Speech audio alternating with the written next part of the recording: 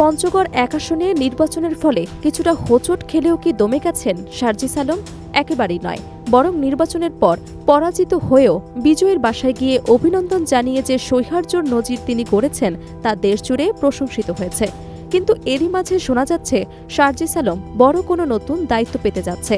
রাষ্ট্র সংস্কার নাকি নতুন গঠিত রাজনৈতিক দলের পুনর্গঠন, ঠিক কোন মিশনে নামছেন জুলাই বিপ্লবের এই কারিগর? 2024 সালের জুলাই গণ অভ্যুত্থানের প্রধান সমন্বয়কদের একজন সার্জিস আলম গত এক বছরে বাংলাদেশের রাজনীতিতে এক অবিচ্ছেদ্য নাম হয়ে উঠেছে। 2025 সালের ফেব্রুয়ারি মাসে তার নেতৃত্বে আনুষ্ঠানিকভাবে আত্মপ্রকাশ করে নতুন রাজনৈতিক দল জাতীয় নাগরিক পার্টি এনসিপি। এই দলের উত্তরাঞ্চলের মুখ্য সংগঠক হিসেবে তিনি তৃণমূল পর্যায়ে সংগঠনকে শক্তিশালী করার দায়িত্ব পালন করেন। তবে সম্প্রতি সমাপ্ত হওয়া ত্রয়োদশ জাতীয় সংসদ নির্বাচনে তিনি বিএনপির প্রার্থী মোহাম্মদ নওশাদ জমিরের কাছে হাড্ডাহাড্ডির লড়াইয়ে পরাজিত হন। নির্বাচনের পর তার রাজনৈতিক ভবিষ্যৎ নিয়ে যখন নানা আলোচনা চলছিল, ঠিক তখনই নতুন দায়িত্বের খবর সামনে আসতে শুরু করে। সার্জিস আলম এর আগে জুলাই শহীদ স্মৃতি ফাউন্ডেশনের সাধারণ সম্পাদক হিসেবে অত্যন্ত নিষ্ঠার সাথে দায়িত্ব পালন করেছিলেন। গত 22 জানুয়ারি 2025-এ তিনি সেই পদ থেকে পদত্যাগ করার পর অনেকেই ভেবেছিলেন তিনি কেবল নির্বাচনী রাজনীতিতেই মনোনিবেশ করবেন, কিন্তু নির্বাচনের পর এখন খবর পাওয়া যাচ্ছে যে তিনি তার দল জাতীয় নাগরিক পার্টির কেন্দ্রীয় নীতি নির্ধারণী পর্যায়ে আরও শক্তিশালী অবস্থানে ফিরছেন। আসন্ন স্থানীয় সরকার নির্বাচনকে সামনে রেখে নির্বাচন পরিচালনা কমিটি গঠন করেছে জাতীয় নাগরিক পার্টি এনসিপি। নবগঠিত এই কমিটির চেয়ারম্যান হিসেবে দায়িত্ব পেয়েছেন দলের উত্তরাঞ্চলের মুখ্য সংগঠক সার্জিস আলম।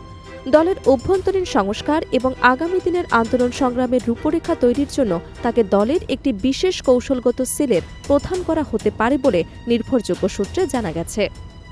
নতুন সরকারের অধীনে রাষ্ট্র সংস্কারের যে কাজগুলো বাকি রয়েছে, সেখানেও সার্জিস আলমের মতো তরুণ নেতৃত্বের সম্পৃক্ততার দাবি জোরালো হচ্ছে। নির্বাচনের আগে তিনি বারবার বলেছিলেন, কেবল ক্ষমতার পরিবর্তন নয়, বরং ফ্যাসিবাদী ব্যবস্থার চিরস্থায়ী বিলোপই তাদের লক্ষ্য। নির্বাচনের পর তিনি আবারও সেই একই সুরে কথা বলছেন। পঞ্চগড়ে এক নির্বাচনী পরবর্তী সভায় তিনি স্পষ্ট জানিয়েছেন যে বিপ্লবের প্রজন্ম এখনও ঘুমিয়ে পড়েনি। রাজনীতিবিদদের ক্ষমতার অপব্যবহার বন্ধ এবং জনগণের ইনসাফ নিশ্চিত করতে তিনি রাজপথে এবং নীতি নির্ধারণী পর্যায়ে সমানভাবে সক্রিয় থাকবেন। অনেকের ধারণা সার্জিস আলমকে সরকার কোনো বিশেষ উপদেষ্টা বা রাষ্ট্র সংস্কার কমিশনের গুরুত্বপূর্ণ কোনো কমিটির দায়িত্ব দিতে পারে। তবে সার্জিস আলম নিজে বারবার দলগত রাজনীতির মাধ্যমে জনগণের অধিকার আদায়ের কথা বলে আসছেন। তাই নতুন সরকারের দায়িত্বর চেয়ে নিজের দলকে সারা দেশে ছড়িয়ে দেওয়া এবং জুলাই বিপ্লবের চেতনাকে ধারণ করে একটি বৈষম্যহীন বাংলাদেশ গড়ার মিশনই হবে তার নতুন এবং সবচেয়ে বড় চমক।